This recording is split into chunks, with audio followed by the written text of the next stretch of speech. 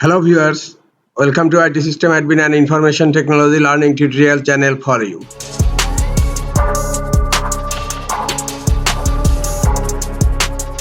Today in this tutorial I am going to show you how to hide a file in Red Hat Enterprise Linux 8.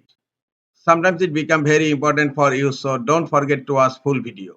I am going to hide this file, passwd, go to shell. Now type ls to show the file, and I'm going to hide this file. Type mv slash the file name. Now type dot and then the file name. Now hit enter. Now again type ls. Look, the file is now hidden here. The file, and if you want you can hide with different name.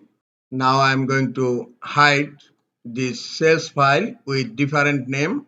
Type mv sales and dot xyz. The file will be hidden and also the file name will be changed. Now hit enter and then ls. Look, the file sales is not showing in command line. If you want to show hidden file, type ls hyphen la, a for all, and hit enter. And look, these files are hidden right now.